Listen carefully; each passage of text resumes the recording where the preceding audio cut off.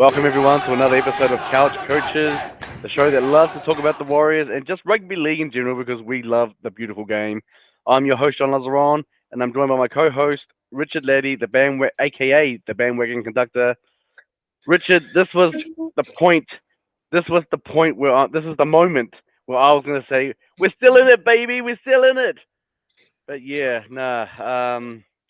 Another heartbreaking loss on the weekend in Golden Point. The Warriors just can't catch a break, can they? I mean, they were down and out like at halftime, 20 points to 6, and then they came back and they they had it for the taking for a second there, but just couldn't finish it off. And it was again our luck. Had to be a former Warrior that actually sunk that goal in the end. Sean O'Sullivan. A Warriors reject as well, we didn't really want him, did we? And he's probably like the fourth string half for the Dolphins as well, and he nails it from about 42 meters out. So yeah, I mean, it just summed the season up. Entertaining game, and it was good to see the boys put up a bit of a fight, and come back from a bit of a deficit. I think it was 20-6 at one point, then it was 26-12. Yeah. They just had the ball rolling, but at the end of the game, it's just another what if. It just sums the season up so far. Kind of sums the Dolphins season up as well. I think they've been on a bit of a rut, but losing a few close games. So it's just looked like two teams that were sort of trying to win it, but also sort of doing everything they could to make it as hard as possible for themselves at the same time as well. I mean, there's a mathematical chance, though, John. I think we said after the game. He said after the game, the way we see it, it can still end up in 29 points. Yep. Well, I was going to say technically they can still, they can still make it in there. But and look, and you know me, you know me well. I'm very optimistic. I always keep the faith, but it's I honestly admit that it'll be very hard from here.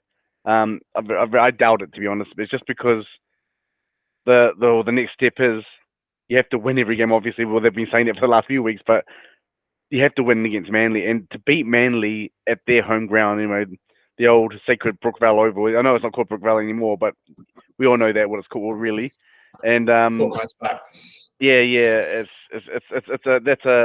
take a mammoth effort to beat Manly over there. So mathematical chance, and I just don't see it happening. But I mean, this is one moment where I'm hoping that I'm proven wrong, and it's just like you were saying, sums up our season.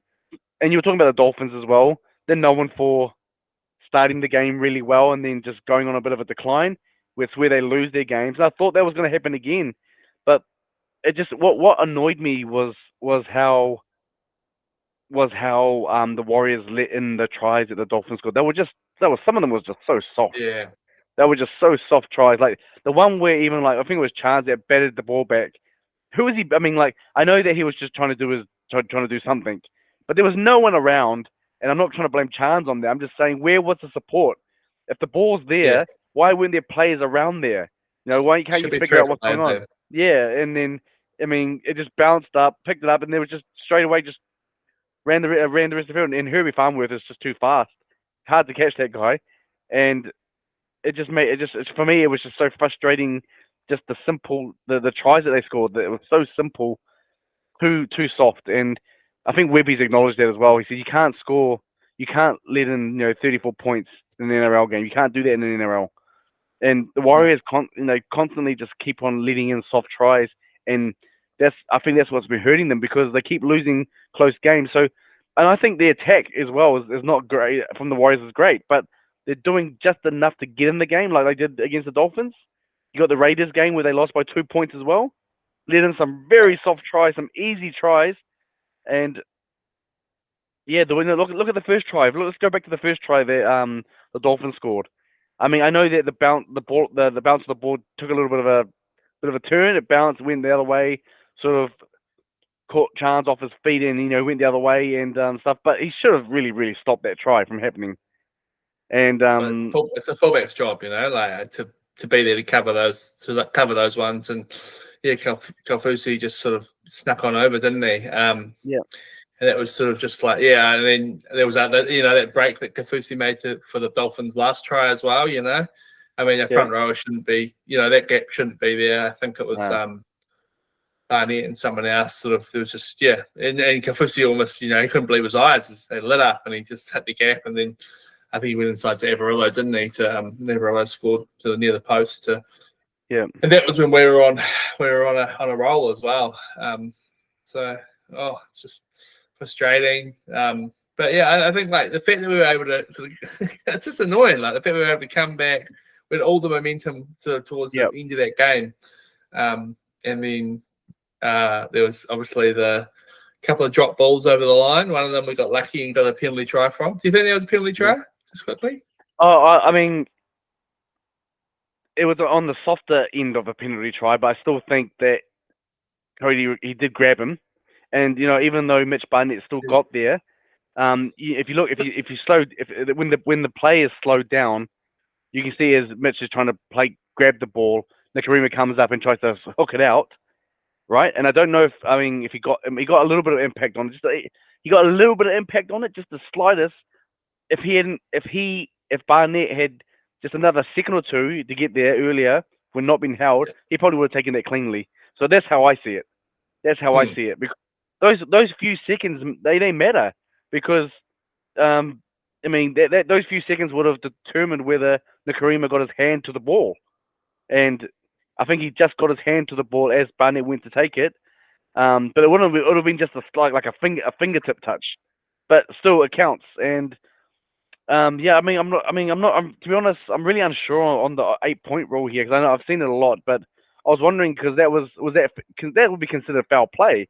Normally the 8-point rule, try rule, comes in when there's an act of foul play, but wouldn't you consider that a foul play and also a sin-binning offence as well? So I was surprised that he didn't get a sin-binned as well. Yeah. So yeah. I wasn't sure what was going on there, because I was like, yes, penalty try. Then I was waiting for the repercussions to come as well, because usually when someone in previous games, if someone's like done a kick through and then someone just uses their shoulder to block them, from scoring a try. Happened with Isaiah Yeo, against the Panthers against the Warriors. Remember that happened to him? He got sent to the bin.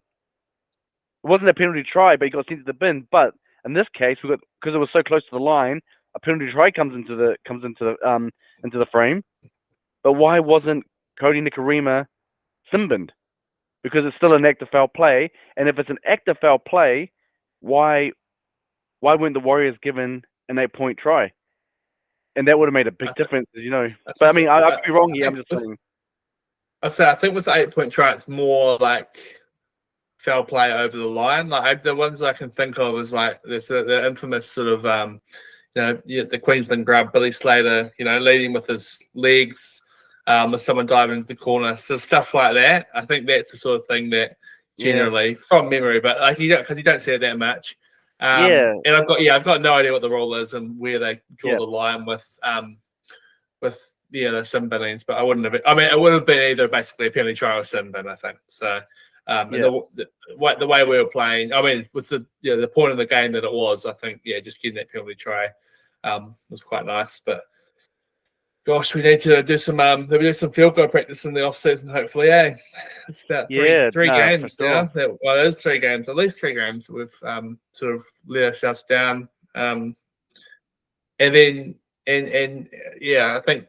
If Tamari Martin wants to be a 7 next year, he needs to sort of put his hand up, because he seems to go missing. I don't know whether it's just the game plan, like that, they're saying that CHT is the guy for the field goals, but and the 3 games which we've the last 2, the Bulldogs game and this Dolphins game, it seemed like CHT was the only one putting up the field goals. So if Tamari Martin does want that 7 jersey, I'm sure there'll be something which we will have made a note of. But as I said before, it could also be the game plan. Well, but the big question is for me in what you're going on about right now is that, can Tamari Martin kick? I honestly can't remember him being able to kick, and I'm talking about goal kicking here. I'm talking about drop goals. I'm talking about that sort of thing. I'm not talking about like kicking in on the last tackle play. Can he actually kick? Because he hasn't, like you said, he hasn't put his hand up. So maybe he just doesn't have the ability, and that's fair enough. But you can't blame CHT for what's going on, because he's. I mean, yeah, I mean he's the goal kicker at the moment because he has no choice, because all our goal kickers are down except for Tuapiki, but Tuapiki's in New South Wales Cup, playing New South Wales Cup. You can't blame him, because like he probably didn't think that he would have to be in that kind of in that role, that sort of thing, goal kicking role or drop kick goal. He probably over the last few weeks has had a lot of practice since that time when he had to goal kick and had a bit of a shocker. He's probably been practicing goal kicking and kicking, but like to master something in a few weeks, or just to get back into the gel of it, you need a bit more time. And this, you can't blame him, but yeah, we've been really undone with the goal kicking, because he missed a couple. He got some good ones, but he also missed a couple of ones that he should have slotted over. Let's just be honest. I mean, let's just be honest with. He should have. There are a couple there that he should have just got it, like hit over pretty easily, and he missed them, and it proved quite fatal in terms of the game. Well, not fatal, I guess vital was more the word, but yeah, and I think that now that Pompey is back for this round against Manly, it's you never thought you'd hear it, but there's a bit of a sigh of relief, that Pompey's coming back. What do you reckon about that? Yeah, I know. After I've said it on the podcast, like he played every minute last year. I think a lot of people forget that, but yeah, I mean, there's a lot of haters out there. I'm not one of them. I'm a big Pompey guy myself, and but yeah, I mean, when he's been playing, when he's been kicking, he's a yeah. I mean, was he kicking over Johnson last year? He was. I mean, probably more when Johnson was injured, like because Johnson had little niggles and stuff. And he's really accurate though. Yeah, he's got an accurate boot on him. Like from the sideline or wherever, I'm confident in his ability to kick, which is really good. And he's got a good kick from the halfway line now. Kickoff. Kicking off. He gets it done. He gets it down the other end pretty well. And yeah, no, he's got a good boot in him. And like I was saying, just like you just said just now, like a lot of Pompey haters out there last year, especially last year. But you know, it's funny. It's quite ironic where people will be like, welcoming him with open arms right now, because we've needed him. Because not just for his boot though, because he's actually been not that bad in defense and attack at center. He deserves a spot. Yeah, he deserves a spot. And he's just for me, it's just a big sigh of relief. But it's like a little bit too late as well, because his boot could have changed a couple of things for us, especially against Canberra, and also last week against the Dolphins, and maybe even against the Bulldogs, which that game we were robbed of anyway, as everyone knows. It's not a secret. It's not a biased thing. It's not a secret. I think he was playing that game, wasn't he? Oh, I can't remember. No, I think he got pushed out to the wing, and then someone maybe came in centre. I can't remember, but yeah, I can't remember. But I know that three players came off. That was Chance, Montoya, and Dallin, wasn't it? They all three of them came off. That's right. I think yeah. Roger went to the back potentially, and then who knows? It was an absolute shit show. But yeah, at least we talk about that game the better. Did you see they only used 6 interchanges as well? And didn't even use Fred Lussick? Yeah. Last week, and this is okay. Hear me out, okay? Because remember how I've been going on over the last few weeks, and if you've been listening to us for a while, you'll hear me go on about this. But okay, Freddie Lussick, okay, like I've always said I'm a fan. I am a fan of Freddie Lussick, but I think that he's just wasted on the bench. To be honest, I think he's wasted on the bench. I think that he's only there just in case Wade Egan gets injured. And everyone knows that. It's not a secret. He's only there because if he was there to be an impact player or to give some relief, so just in case Wade Egan got tired, he would come on, but he didn't, because it was such a tight match that Webby was like, no, I need to keep Wade on. So I just think he's just wasted on the bench. I mean, I'd rather, to be honest, if you're going to put a hooker on the bench that's going to give you some impact, you probably would better having Paul Roach there. You know, for me, he's got a Yeah. better attacking game. He's got a much better attacking game than Lussick. Lussick's good in defence. I'd give him that, but he's got a much better attacking game, Paul Roach. So I'd rather. I mean, I'd rather put Paul Roach there, than Free Lussick. And to be honest with you, I would actually, as I've said many times, why not put Tulpiki on there? I would put Tulpiki on there. I know that he's not a hooker. I know he's not a hooker. I know, guys. If you're saying to me, John, he's not a hooker. I know he's not a hooker, but I just think that he could be like a player there that could be used as like an outside back. And if he needed to play hooker, I mean, pick the ball up and pass Like the ball. what's that? The guy who plays for the Storm. It's just it's sort of this little fast guy who plays for the Storm. I can't remember his name. Little Fijian, I think he is. And he just comes to the bench sometimes. Like often he'll come on, 10 minutes to go, and like I've watched like 3 games where he scored a try within those 10 minutes because he just comes on against.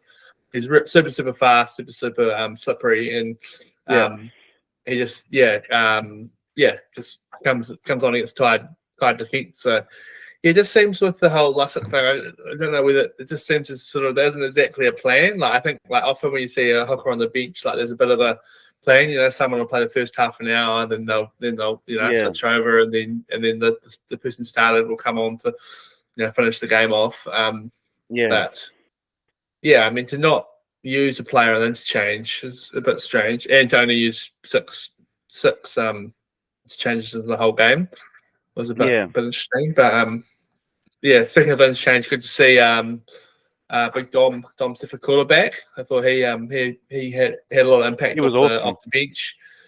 Scored that try, that little 1-2 step, which is it's great to see. So I think I'm looking forward to seeing him and Leka playing a bit more. Like I think those two could a lot big future for a couple of big boys in the Wires for years to come. Yep, agree. Well, I mean, we've talked about defense. Let's talk about the Warriors' attack. I mean, for me, again, it was, I paid a lot of attention because we've been talking about this over the last few weeks about the execution, especially when they're in the, in the opposition, 20, and it was in 10, and they're on attack. For me, I was observing it very, very closely this game against the Dolphins, and it just felt like they had no ideas. It's like they were playing on chance or hope, not chance, like chance. They were playing on chance, thinking like, let's pass the ball, see what happens. You know what I mean? There was no game plan. Like some of the kicks that they weren't executed well at all. And there was one point that Mitch Barnett had to take the kick. He took one kick, and that was probably a better kick than most of the others. But it felt, especially in the first half, every time they had all the position. I remember looking at the stats. We had a big majority of the position, and we were in their half on attack, and we just couldn't convert that position into points. And that's just been a trend for the Warriors. They just can't they seem to have a lack of creativity and ideas, and I don't know why. But then when they decide to step it up a bit, which they did in the second half, that's when things start to happen a little bit more. But I would just like to see the Warriors play with a bit more support players, because when someone makes a break, there's no one around them to pass the ball to. And you look at other, and I've brought this up before. You look at other NRL teams. When someone makes a break, there's always either a fullback, a hooker, or one of the halves at least there in support. Someone's there to support them. That's why they're the final pass. They give it to them when the only person left at the back is the fullback. And it's just like sometimes you don't see that with the Warriors. They're playing too much. Just pass the ball to forward, let them take the hit. So that's why they're waiting back, because that's their plan. They're not going up with the forward because their plan is just to let them take the hit. But what happens when they make a break? What happens when they make a break? That's what I've been wondering about the Warriors' strategy. It doesn't make a lot of sense to me. And I just thought, I'm a big fan of Webby, but I just think that his strategy here is a bit off, because having the ball, pass it to a forward, run it up, the players aren't. There's not really much support there with them, because they're expecting the tackle to be made. Then the next play takes another hit. That's what they've been doing, and even the commentators pointed it out.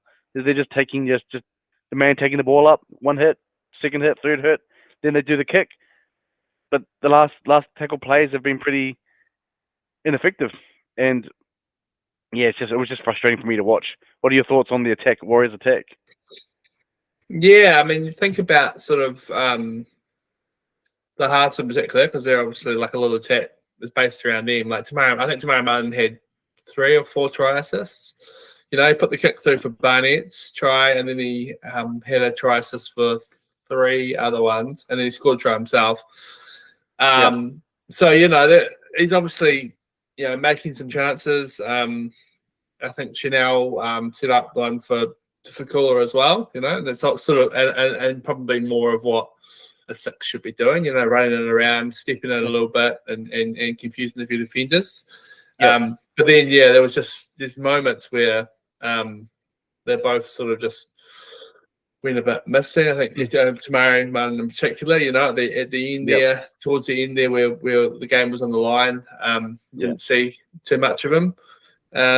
So it's just, I mean, you think back to I think it was the Rabbitohs game, and we scored a couple of beautiful tries. Egan would come off dummy and go one out to Johnson, and then Johnson would pop up inside to Chance, and Chance was there, and we just haven't seen that from the Warriors. Like no, it was what was so good last year. You think about that right edge last year. Like teams knew it was coming. They knew the ball was going to Dallin, but he was just scoring tries every game just from that yep, that play.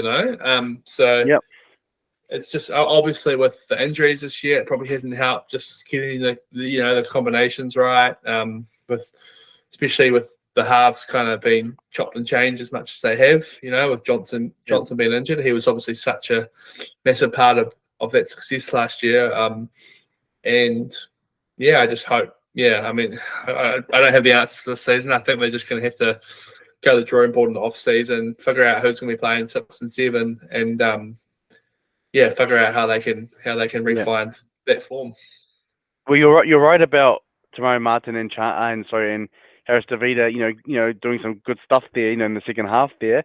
But when they got a bit, innovative there. But why does it take a desperate situation for them to step into that mode?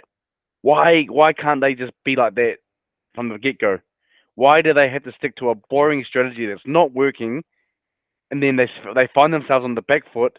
Then they realize they have to step it up. Then they do, but it just comes too late because they get to themselves to where they're either losing by 2 points or they're losing in golden point. You know what I mean? So like for me, it's just the question is why. That try that Harris Davida set up, with like the sidestepping, past the Egan, then he passed it on. That was a beautiful try to watch. That was brilliant. But I'm sure they could do that more. If they could do that more, but it's like they're not even trying to do it because they're sticking to a boring game plan that's not working. And other teams have, like you said, have figured it out. Last year, when Dallin was scoring a lot of tries, a lot of them were when he's doing his trademark winger thing, where flying in the air, dotting the ball down while in the air, sort of thing. We haven't seen a lot of that this year, have we, from Dallin? Because not because it's Dallin's fault, but because the ball hasn't just gone there the way they did it. They haven't shifted the ball to the wings like they did last year or the start of this year, like against Sydney, against the Rabbitohs, like you were saying. And they've just changed things up a bit, and it hasn't worked. And I just don't know why they've stuck with it. And yeah, I mean, it's going to take a mammoth effort to win against Manly, to be honest with you. And but I just hope from the get go that they play like they did in the second half instead of just playing conservative football. It just seemed conservative to me. It's like they're thinking like we'll play conservative until we need to. You can't do that though. You just can't do that. How are you supposed to win a premiership on that kind of plays, that kind of strategy? So yeah, it was really frustrating for me. You probably can hear it in my voice. I'm frustrated at the way they were doing it. And I mean the defense, just don't even get me started on the defense. So our soft defense at times, but one player that I really, really like, but has really gone missing for me a lot this year is probably Nyakure. He hasn't been his best, has he? Over the last month for the last couple of months for me anyway. Doesn't mean he's been doing bad or anything, but it just doesn't. He offers a lot more than he has been showing over the last couple of months. So what do you have to say about that? Yeah, I think probably a victim of. I think him and Sean Johnson played really well together last year. and that was a Yeah. big part of why he played so well. They were able to, they were sort of able to bring out the best in each other, sort of. And then with Johnson injured this year, and he was obviously injured for a lot start of the season as well. And then probably just hasn't got back to his best. There was a lot of talk that he might be, moving to the middle to fill the void of when Fanua Blake goes at the end of the year, which we obviously probably won't need now because I think we've had a few. With Fisher Harris coming, and there's been a few young guys sort of step up. But to be honest with you, I think it's probably a lot of it's a victim of Sean Johnson not playing, and the not being able to establish that relationship on the right edge there with whoever's been playing 7. Well, when Sean's been there, when Tamari Martin's been playing 7. Yep. I mean, another thing I wanted to talk to you about is, and I know this is something that a lot of the fans have been talking about, and I know that we've had this mentioned on our channels as well, with comments, etc. And we haven't really spoken about it too much, but I mean, I just want to quickly dive into it for a couple of minutes. Is the whole, should Roger be starting at fullback debate? It's like we've always said from the start. There's no point in debating it when Webby has said that's Chance's role and that's it, and we're leaving it at that. But as the season's gone on, do you think Roger is wasted at centre, and do you think that maybe he needs to permanently stay on the wing or not fullback? Well, yeah, I mean, he's not a fullback. I think that's not his role in the team. So I'm not going to bother trying to. I get what people. I get what people are saying. When he goes back there, he looks pretty good. It's nice to have an option, but I mean, he's the third choice fullback. I think he's still going to probably start. Well, but maybe not. But I think they should still be. Trying. Like your boy Toa Picky. They should still be trying to find a role for him. On the wings, probably another. I think that I wouldn't mind seeing him on the wing. Montoya probably hasn't been. Well, neither had Montoya or Dallin, to be honest. I mean, Dallin's on $850,000 a year. He's been when he's been good. There was that game against. Who was it against? Oh, he had an absolute blind in the game against the Tigers. It was against the Tigers, admittedly, but he sort of showed. He was just when he was hitting it up from the back, he was just throwing himself around. The game where he played fullback against the Dolphins, the first time he played Dolphins, so it was just another really good game that stands out for the season. But he's been a shell of the player he was last year, And I was listening to another podcast and they were talking about wingers, and Brian To'o's on 650,000 and Dallin's on 200K more than that a year, and it's like, would you rather have To'o or DWZ in your team? I mean, I wouldn't mind seeing Roger go out to the wing. I think he is wasted at centre, and centre's a position that we're seeing that when everyone's fit, we actually have a bit of depth there. Winger, we don't so much. Once one of those two going down, it's just been either Roger going out there or Cossie. And both of us have our questions about Cossie as much as love part of love the Cossie club, but I don't know. I think there's probably better options there. So wing for me. Yeah.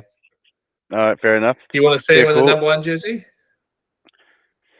I think it's probably his best position, and I think that Webby's going to. I mean, this is. I mean, we'll talk. In another episode about next year, about 2025, and who should be where. And I think, honestly, I don't think Webby's thinking about 2025, but he's going to have some big headaches on him. Not just because of the depth and stuff like that, but because hopefully everyone's returned from injury, etc., things like that. But I'm talking about positional play and who should be where, because a lot of the stuff hasn't worked this year, and he has to admit that, and so we have to wait and see. But speaking of Dallin, a couple of weeks ago when we lost to the Eels, where he got his gonads, grabbed by one of the players there. I don't know who it was. I can't remember who it was.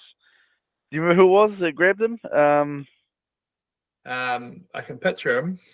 Hopewadi? Yeah, is there Hopewadi in the? Is there actually a Hopewadi in there? Is it?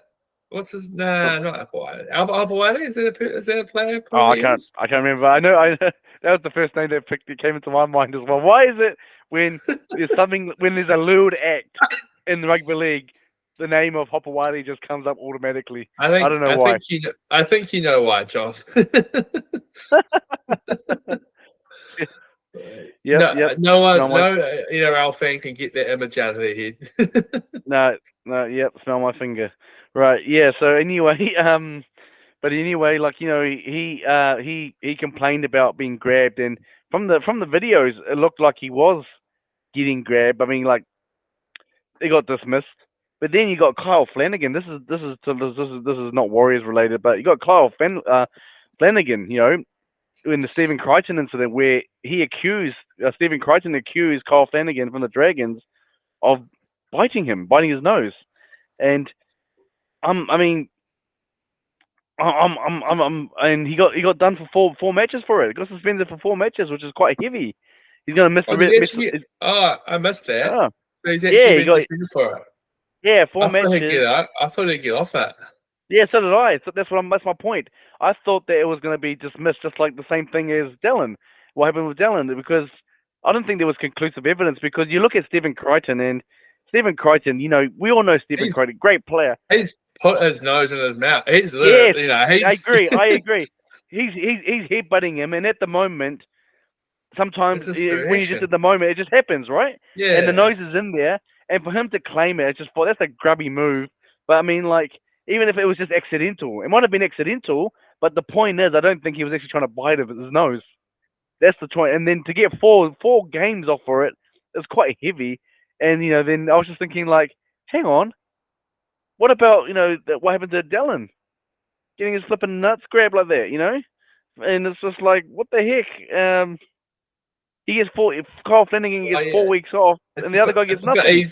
It's a bit easier to prove it when you got, you know, but yeah, in Crichton's defence, you know, he did have quite a clearly ripped up nose. So I don't know, with Dallin would have had to drop his pants, and you know, if he had a little bit of bruising down there or something, you know, show the match review committee that and see what they say.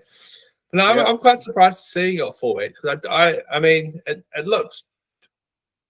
Yeah, and he probably did buy them, but I generally don't think it would have been on purpose. You know, like, I mean, Crichton was the aggressor, wasn't he? Like, he was the one sort of.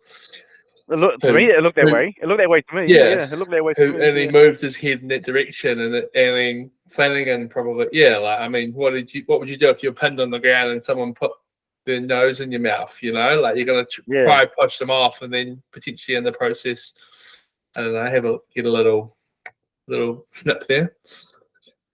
Yeah, no, exactly. So I just thought to bring that up, and the reason why I bring it up because there's another. I thought, you know, other moments where funny moments where, you know, where suspension has come into play. For instance, there was an incident, and I was watching it today online. I don't know who put it on. I can't remember who put it on, but it was another podcast where they were talking about Steve Blocker Roach, one of the Warriors' fans' favorite commentators. Yes, I'm being sarcastic. Where he was playing for Balmain, and when he was playing, he was a premier prop. Like, he was the man. He was the man when he was playing. I mean, can't say much about his commentating skills, but as a player, he was great. And he got suspended for something. I can't remember what it was. They said it was for 4 weeks though. He got 4 weeks off, right? And it was Balmain were playing, and they made the grand final. They played 2 games, and then they made the grand final, and they were like, "Oh crap, what about Blocker Roach?" So what they did was they sent him to Warrington, you know, in the Super League. I don't know, it wasn't called the Super League back then, but they sent him to Warrington in the UK, and they put him on one game, and then it was like a reserve grade game 2 days later. They put him on both team lists for those games, and apparently, but then the New South Wales Rugby League were like, nah, they didn't working with us, so he missed it. And apparently, he watched the grand final in his hotel room alone, because, you know, instead of at the stadium because he wasn't there. But they tried to do that. They tried to take off the other 2 suspensions by sending him to another club, but it didn't work. New South Wales Rugby League didn't give in, and yeah. So just the saying, it's funny how what people will do in rugby league, when it comes to suspensions and stuff. So I just wanted to bring that up. I thought it was quite a funny story. I don't know if you have any other funny stories. I, Yeah. I hadn't heard that one. No. Yeah. Nah. I haven't come prepared for this one. So this segment. I'm sure Yeah. there's plenty out there. Yeah. No, this is just top of my head. I just remember seeing it, so I thought I'd bring up the Kyle Flanagan. Then I was like, oh yeah, what about Dallin? And then what? Oh, yeah, that's right. I heard about this. So I yeah, did. I interesting. did hear. I did hear a story. I think it was like the Rabbitohs maybe versus Balmain in one final, and then something had happened, and the two teams had been like, okay, we're going to agree not to play the game. They were like boycotting something. So Balmain, I think it was, they just didn't show up at all. But the Rabbitohs like turned up. This is like back in the 1930s or something. I don't know if it's true or not. I saw like Yeah. a reel about it the other day. The Rabbitohs turned up on the day. Got their kit on, went out, did the kickoff, played for a minute, and then Oh, won the grand final because of it. So oh, I'll, fuck. I'll follow it up, and I'll if it is in fact true, I'll recite the full Yeah. story. But it's sounded I'll, pretty I'd wild, love to eh? know. Yeah. I'd love to know if that's true or not, because that sounds like a really dog act if they did it. I mean, clever, but that's a dog act. And Yeah, would you I expect think anything the less? other Yeah.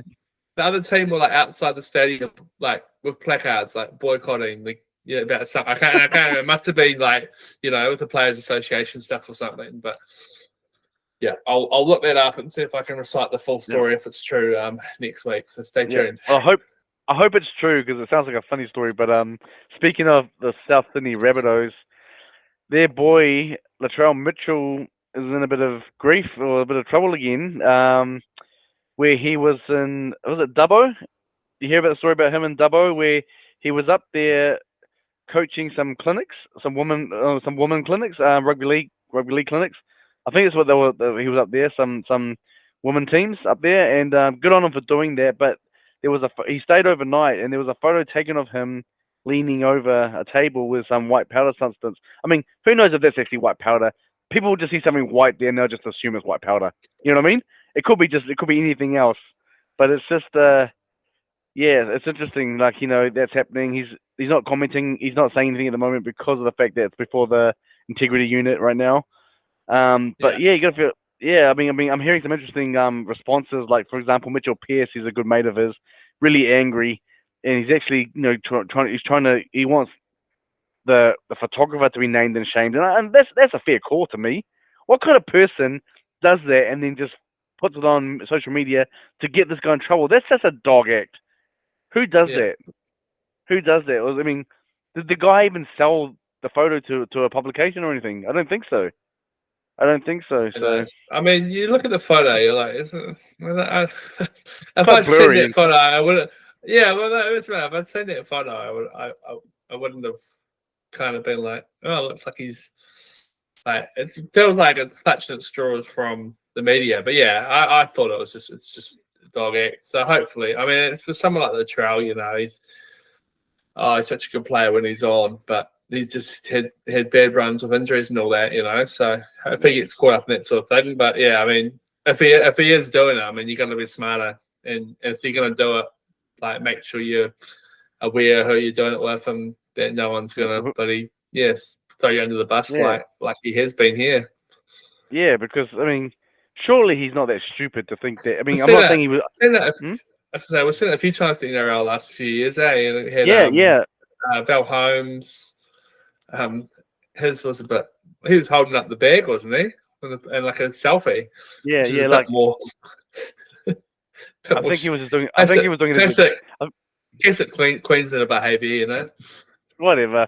But the thing is, I think he was holding it up as a joke. But I know what you're talking about. But I think he was holding it up as a joke. But like, yeah, it didn't go down too well. But you're right. Like, we love the game. We love the players, but some of them have to be a bit smarter, because they've been called out by people that are around them, and Yeah, social media, like, the world is engulfed in social media. No matter where you are, someone's gonna have their phone out and stuff like that. So it gets leaked somewhere, and it's just, yeah, it's interesting because even if it's not intentionally leaked. Maybe someone just puts that on their channel, like puts it on their page as a look. Hey, I'm having a party with my mates, and then that photo is in there in that in the album there. Someone or one of their mates sees it and goes, "Oh, guess what? What does this look like?" And then that just gets spread around, and that's all it takes. That's all it takes. Yeah. Not even if it's intentional. So, I don't know, but yeah, that's just another something else to rock the NRL at the moment. But one thing we Oh, didn't do is the Wally M's. I forgot to do that. We forgot to do that. oh yeah, yeah. Yep, Oh, you want me to let us off? yep. That's your thing, mate. So for those of you who haven't listened before, we've got our version of the Delhi M's, what we call the Wally M's. So we just give our 3, 2, 1 points to WAS players for the previous week. I'll start us off. I got Fanua Blake actually gets my 3 this week. I thought he had a big 67 minutes, 204 meters, 20 runs, 27 tackles. So yeah. We're going to miss him. And there's, obviously a lot of people being like, oh, we should let him go in the season. Rah, rah, rah. But no, I think keep him there. I think a lot of these young guys, especially, are going to be learning a lot from having someone like him and then Fisher Harris there next year. So, yeah, we're going to miss AFB in a few weeks' time. Yep. 2 points. I went with Tamari Martin. I think, yeah, he did kind of go missing a little bit, but I couldn't take away from the fact that he did basically, I think he had basically 3 or 4 try assists, scored a try himself. And, I think he just needs to sort of be a bit more sure of himself in that 7 jersey. And as I said earlier, if he wants to keep it next year, learn how to, you can't really have a 7 that can't drop a field goal, So, and then my 1 point, to Mitch Barnett, back in the points. I thought, yeah, he had a few little moments. I think he had a drop of the ball, and I think he sort of let Kofusi in that break late in the game. But I think on the whole, yeah, I mean, between him and AFB, that they lead by example. He's just looks so good this year. And I'm interested to see next year if he keeps the captaincy with Tohu Harris coming back. I'm intrigued to see what happens there. Yeah, I honestly think he should keep the captaincy. To be honest, I think he's the right person for it, and relieve Tohu from it as well. I've got Tamari Martin at 3 points just because of sort of he reignited that sort of comeback. He started the comeback, like with his assists and also scoring a try. When they got a bit, creative and stuff in, instead of just putting the ball in the air, they put the little grubbers in and it actually worked. When you put little grubbers in that are really hard to pick up, wobbly balls, and put them in the gap, you can create something. Sometimes it doesn't come off, but at least, the ball's still there and you've got the guy trapped on the line. So, yeah, that was for me 3 points. I had 2 points for Kurt Capewell. I think that he's just done, he's scored a try on the weekend. I think this is what I predicted. I thought that once he got into Origin, that will spark up his season again, and he played well in Origin, and it sparked up his season. I think he's done pretty well since he's come back from Origin. Yeah, he's done well on attack and defense. Scored a few tries as well. So I think Kurt Capewell gets my 2, and I'm going to give one to Jazz. My 1 point to Jazz. I think ever since I know he's leaving the club and stuff and things like that, but he's still playing his heart out. He's still playing his heart out at the moment, and yeah, I actually don't have much to say, to be honest. I just thought he just deserves a point. I just thought he played his heart out, and yeah, good on him. Yeah. And we need it at the moment, especially coming with, well, technically there's 4 rounds, I think, right? But we only played 3 because we got a bye in the last round. Yeah. Yeah, so those are my points, and yeah, so I mean, yeah, it's just, well, let's move on to the let's move on to the game coming up in Manly. I know we've spoken a little bit about it already. Oh, sorry guys, if you see me moving my computer around, I'm just it's because it's on my lap at the moment. I'm been isolating in my room because ever since I come back from Auckland, from work, yeah, got the gastro, so got the craps, had the spews, and yeah, very very unpleasant. So I'm just here isolating to keep it away from my family. But Manly. Can we do it? I think we can. Whether we will or not is a different different question. But I generally think that I mean. Something about me, like whenever we play Manly, I just kind of tense up. I just have a feeling that Cherry Evans is going to do this. From last minute. I feel like there's been a few games over the years that we've lost sort of golden pointish. Cherry Evans slowing a field goal, or him making a line break and sending someone up for a try. So if we. Yeah, I mean, if the season was still obviously the season's still alive, mathematical chance, but I'm definitely not riding this off as much as probably some other people are. I think I had a look at the TAB before, and we're up to about $5 to win. I'm like, might be worth the cheeky, $5-10 on that, because it's the NRL. Anything can happen. I mean, the last few weeks has shown us anything is that. Any team can basically beat any team on their day in the NRL, and we're showing glimpses of how good we are. Johnson's back, so the boys will want to start his farewell tour off well. Johnson is back, him and Metcalf in the half. So so I'm interested to see. Oh no, him and Harris Tavita have. Oh, him and Harris Tavita. Okay, yeah. So not. Yep. So Metcalf's still not back. But I still think, I'm glad you brought that up, because he is on the extended bench, Metcalf. But I have a feeling. That's what I saw. Yeah, I have a feeling that he's going to be bumped up to starting. He's had two headouts, at New South Wales Cup, and he did really well last week against the Rabbitohs.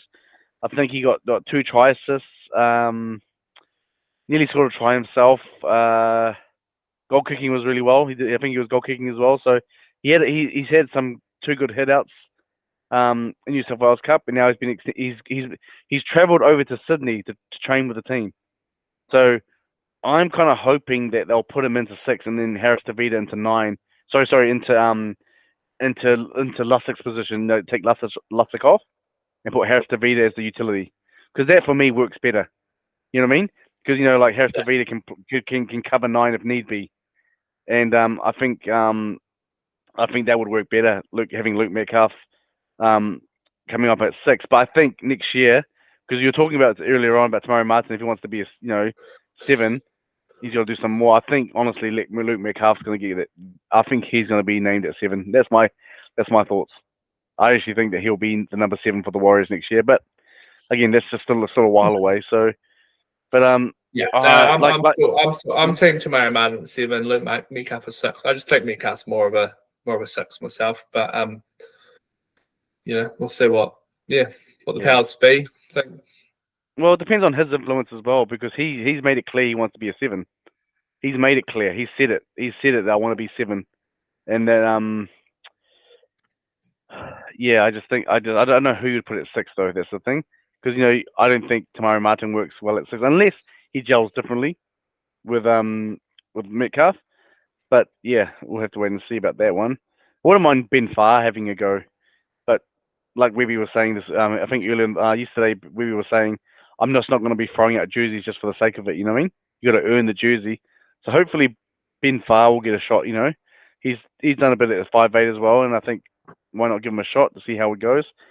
But yeah, no, there's Montoya's back as well. Let me just open up the team here just to make sure I haven't missed anyone else out.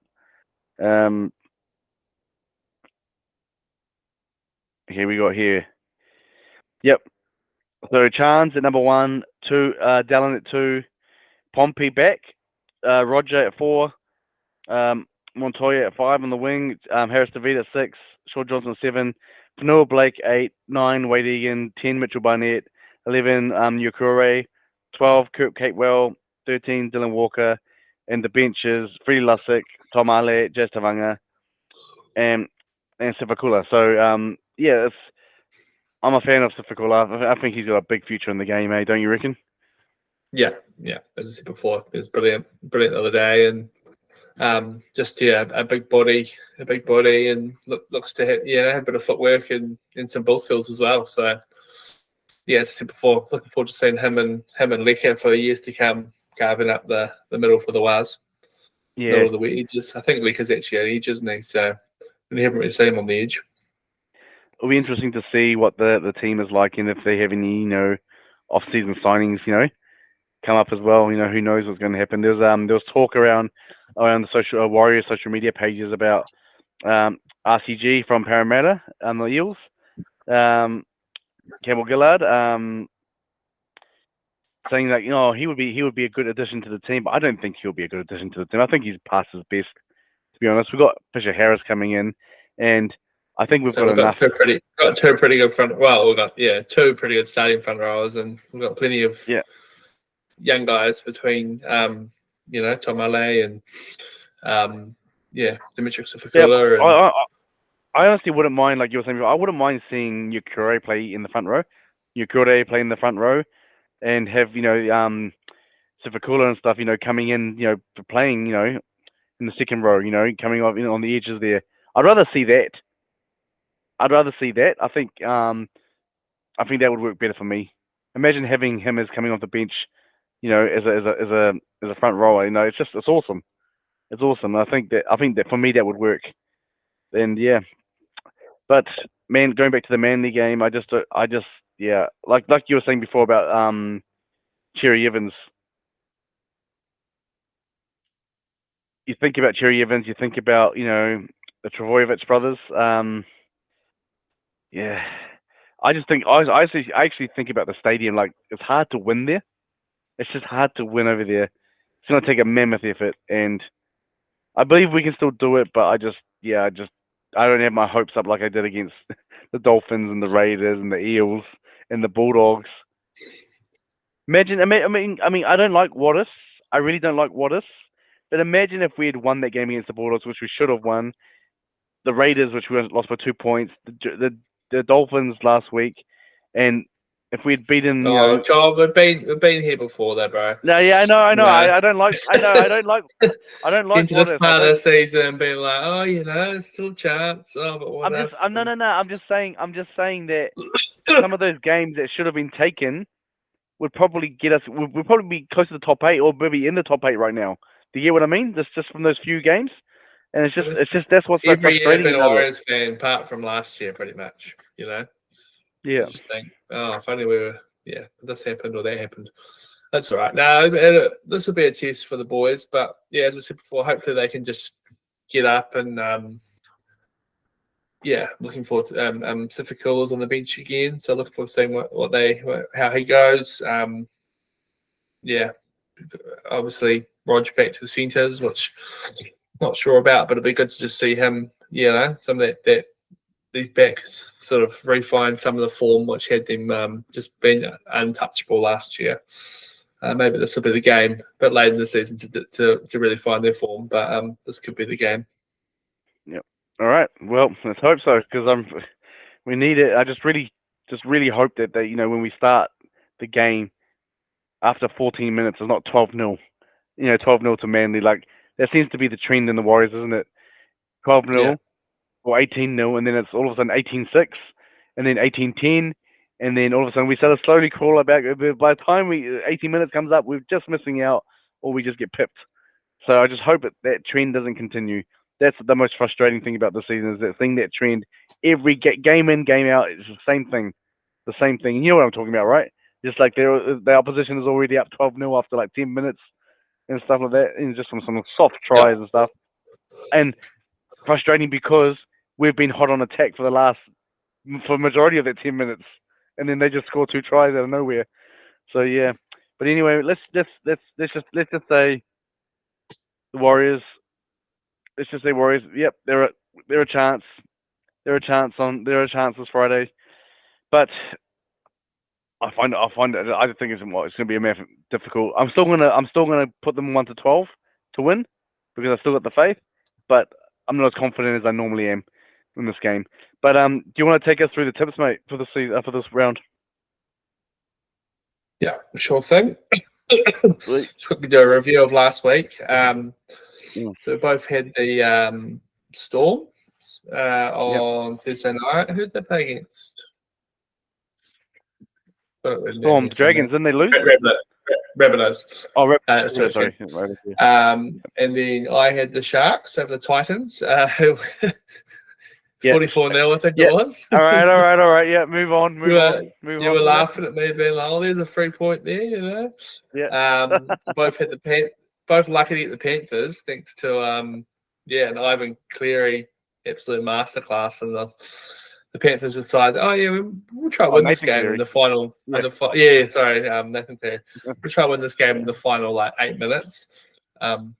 He's just ridiculous, man. You got the Seagulls over my beloved Durs. You got the Broncos as well over the Titans. See that one coming? No, not over the Titans. Over the Cowboys. Yeah, lost to the Titans week 4. We both got the Doggies over Dragons. Neither of us got the Finns, and I got the Knights, and you had picked the Tigers.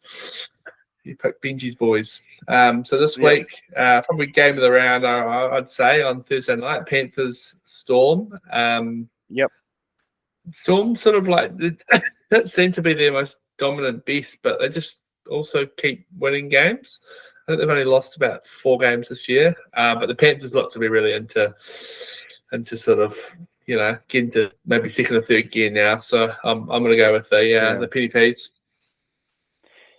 Yeah, I mean, the Storm are like the All Blacks of old, aren't they? Where even if the All Blacks played a bad game, they just know how to win the game in the end. Even if it's an ugly win, they just know how to do it. So, yeah, the All Blacks of old, I'm saying, because the All Blacks, they've been pretty shocking so far. I mean, in their games so far this season. So, I'll go with the Panthers on this one. From the Panthers. Seagulls Wives. You're going Wives 1-12. Yep. I see a little grin on your face. I know what's coming up. Well, I can't bet the Warriors. I'm sorry. I'd love to. Yes, I knew it. I saw that little grin on your face. Yeah. Well, that's they're now paying $5 for a win. I'd love to see it. I'll probably have a bet on it, but Roosters, Eels. Hard to see the Eels kind of. They'll be a bit dejected after last week, I think, and the Roosters seem to score lots of points against bad teams, and the Eels haven't been great this year. Yeah, Roosters for me. Yeah. Bulldogs, Dolphins. Oh, tough one. Bulldogs at home though, so I'll give it to the Doggies. I'm going to have to follow you in. I think if it was in, if Bulldogs were playing away, they've got a pretty horrible away record this year, but I don't think they've lost at home yet. So, Cowboys, Raiders up in North Queensland. Cowboys for me. Yeah, I'll bet my beloved Raiders again. Right. Because they're both heaps on the line for both those teams. They're still sort of playing for those final spots. Tigers hosting the Rabbitohs. Back to West again. No, I'll go Rabbitohs. I'm gonna go West. All right. Give me some bench in the boys, and Dragons Titans to finish off the round. Both teams coming off losses. I think the Titans season's probably over, but the Dragons, I think the Dragons should be too good for this one. Titans showed the true colours last week. Yeah, Titans. I think Dragons as well. Yeah, Dragons. Even with Kyle Flanagan now, I think still Dragons. Yeah. Yeah, we've still got Ben Hunt there. Yeah. And that must mean the Knights have the bye. I think that. Yep. And just an update, 105 points to me and 100 points to you. Oh, I'm still down by 5 points. Yeah. All right. Oh, no, 4. I haven't added last week's points.